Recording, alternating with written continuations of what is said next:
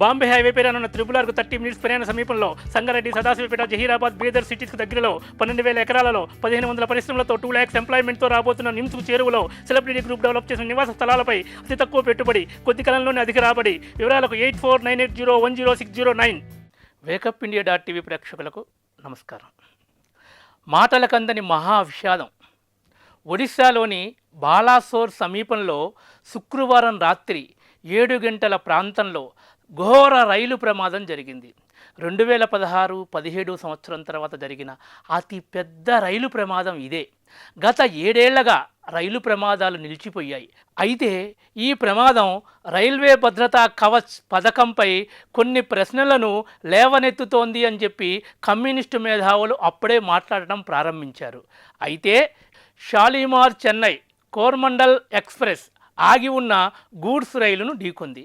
ఆ తర్వాత రైలులోని పలు కోచ్లు పట్టాలు తప్పాయి. Express engine goods rail wagon పైకి ఎక్కింది. ఇందులో దాదాపు 18 కోచ్లు పట్టాలు తప్పాయి. Odisha disaster rapid action force టీమును ఒడిశాలోని స్పెషల్ రిలీఫ్ కమిషనర్ వెంటనే బాలాసోర్కు పంపించారు. ఒడిశా ప్రభుత్వ ఆదేశాల మేరకు చుట్టుపక్కల జిల్లాల నుంచి అదనపు అగ్నిమాపక దళాలు, వైద్యులు, అంబులెన్స్లను సంఘటనా స్థలానికి పంపించారు. పశ్చిమ బెంగాల్ ముఖ్యమంత్రి మమతా బెనర్జీ ఒడిశా ముఖ్యమంత్రితో మాట్లాడి సహాయక చర్యలకు పూనుకున్నారు అని తొలుత వార్తలు వెలువడ్డాయి. జూన్ 1న న్యూఢిల్లీలోని మానేక్షా సెంటర్లో రైల్వే మంత్రిత్వ శాఖ రైల్వే భద్రత, సాంకేతికతపై 2 రోజుల ప్రత్యేక శిబిరాన్ని నిర్వహించింది. ఇందులో రైల్వే మంత్రి అశ్విన్ వైష్ణవ్తో సహా రైల్వే బోర్డు సీనియర్ అధికారులందరూ పాల్గొన్నారు. రైలు భద్రత, నూతన సాంకేతికతలను స్వీకరించడంపై రైల్వే మంత్రి పునరుద్ఘాటించారు. 30,000 ఆర్కేఎంలకు రైల్వే వేగాన్ని 120 కిలోమీటర్లకు పెంచాలని ఆయన అధికారులను కోరారు. ఏటా 1,100 కోట్ల మంది ప్రయాణికుల అవసరాలు, రద్దీని ఎదుర్కొనే సాంకేతికతపై తాము కృషి చేస్తున్నామని చెప్పారు. ఇటీవల రైల్వే మంత్రి అశ్విని వైష్ణవ్ రాజ్యసభలో ఒక ప్రశ్నకు సమాధానంగా భారతీయ రైల్వే ప్రమాద నిరోధక వ్యవస్థ కవచ్ను దేశవ్యాప్తంగా దశల వారీగా అమలు చేయబడుతుందని చెప్పారు. RDSO అంటే research, design and standards organisation పథకం కింద దక్షిణ మధ్య రైల్వేలో ఇప్పటికే 1,455 కిలోమీటర్లు కవర్ చేయబడ్డాయి. ఈ పథకం కింద ఈ సంస్థ దేశవ్యాప్తంగా ఈ కవచ పథకాన్ని వేగంగా అమలు చేయడానికి ప్రయత్నిస్తోంది. నిజానికి దేశంలోని రైల్వే మార్గాలలో ప్రమాదాలను నివారించడానికి రైల్వే బోర్డు 34,000 కిలోమీటర్ల పరిధిలోని రైల్వే మార్గాలలో కవచ్ టెక్నాలజీని అమలు చేయడానికి ఆమోదం తెలిపింది. ఇది మార్చి 2024 నాటికి దేశంలో అత్యంత రద్దీగా ఉండే రైలు మార్గాలలో కవచ్ టెక్నాలజీని ఇన్స్టాల్ చేయాలని లక్ష్యంగా పెట్టుకుంది. కవచ్ ప్రత్యేకత ఏమిటంటే ఈ కవచ్ టెక్నాలజీని ఉపయోగిస్తే రైళ్లు ఎదురుగా లేదా వెనక నుండి ఒకదానిని ఒకటి ఢీకొనవు.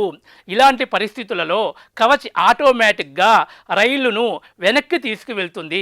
కవచ్ టెక్నాలజీని ఏర్పాటు చేసేందుకు 2021-22 సంవత్సరంలో 133 కోట్లు విడుదల చేసింది రైల్వే శాఖ.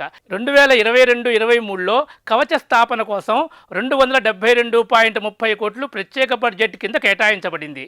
రైల్వే మంత్రిత్వ శాఖ ప్రకారం ప్రమాదాలను నివారించడానికి రైల్వే రక్షణ హెచ్చరిక వ్యవస్థ TPWS ఒక ముఖ్యమైన వ్యవస్థ. ఇందులో రైల్వే ఇంజిన్లోని క్యాబిన్లో అమర్చిన స్క్రీన్పై ప్రతి సిగ్నల్ కనిపిస్తుంది. రైలు ఎంత వేగంగా కదులుతుందో పైలట్లు తమ స్క్రీన్పై చూడగలుగుతారు.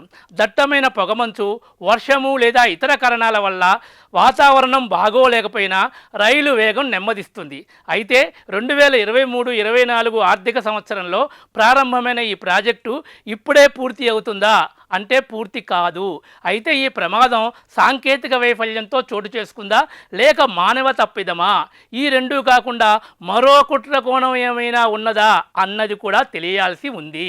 ప్రమాద సమయంలో ట్రైన్ 150 కిలోమీటర్ల వేగంతో వెళ్తున్నట్టు ప్రాథమిక సమాచారం. ఆగి ఉన్న గూడ్స్ ట్రైన్ను అంత వేగంగా గుద్దుకున్నప్పుడు బోగీలు పక్క ట్రాకుపై ఎగిరిపడ్డాయి అంటున్నారు. అదే సమయానికి పక్క ట్రాకుపై ఎదురుగా వస్తున్న హౌరా ఎక్స్ప్రెస్ కూడా ప్రమాదానికి లోనైంది. ఈ ఎపిసోడ్ మొత్తం జాగ్రత్తగా చూస్తే ఉగ్రకోణం అనుమానం మరింత బలపడుతోంది. ఈ ప్రమాదం జరిగింది ఒరిస్సాలో. కానీ ముందుగా తెలిసింది మమతా బీబీకి. ఆవిడకు ఈ ప్రమాద విషయం వెనువెంటనే వెంటనే ఎలా తెలిసింది? తెలిసిన వెంటనే మీడియా ప్రచార కోణంలో ఆమె స్పందించారా లేక మానవతా కోణంలో స్పందించారా? బెంగాల్ ముఖ్యమంత్రి దీది మానవతా కోణంలో స్పందించి ఉంటే బెంగాల్కు చెందిన విపత్తు నివారణ బృందాలను ప్రమాద స్థలికి ఎందుకు పంపలేదు? మరి ఒరిస్సా ముఖ్యమంత్రి ప్రమాద స్థలికి ఉదయమే వెళ్ళారు.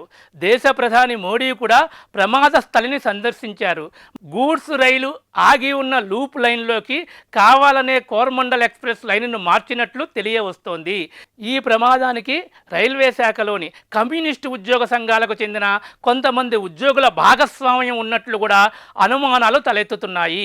కలకత్తాలోని ఆర్మీ బెటాలియన్ ఆఘమేఘాల మీద ప్రమాద స్థలికి చేరుకుని సహాయ సహకారాలు చేపట్టిన బెంగాల్ రాష్ట్ర ఉద్యోగులు కానీ బెంగాల్ ప్రభుత్వం కానీ సహాయ సహకార కార్యక్రమాలలో భాగస్వామ్యం లేకపోవడం, బెంగాల్ ఒరిస్సా సరిహద్దులలో ఈ ప్రమాదం జరిగిన బాధితులను కేవలం ఒరిస్సాలోని హాస్పిటల్స్కు మాత్రమే తరలించడం, ఇలా చాలా ప్రశ్నలకు సమాధానాలు రావాలి. క్షుతగాత్రులకు కావాల్సిన రక్తం అందించడానికి ఒరిస్సా ప్రజలు హాస్పిటల్స్ ముందు క్యూలు కడుతున్నారు. ఇదే స్పందన అటు బెంగాల్ ప్రజల నుండి ప్రభుత్వం నుండి కూడా వచ్చి ఉంటే సహాయక చర్యలు మరింత వేగవంతంగా అమలయ్యేందుకు అవకాశం ఉండేది. ఏది ఏమైనా ఈ విపత్కర పరిస్థితులలో ఒరిస్సా వాసులు చూపిస్తున్న పెద్ద మనసుకు దేశమంతా సెల్యూట్ చేస్తోంది. ఈ వీడియో మీకు నచ్చితే లైక్ చేయండి, షేర్ చేయండి. నమస్తే.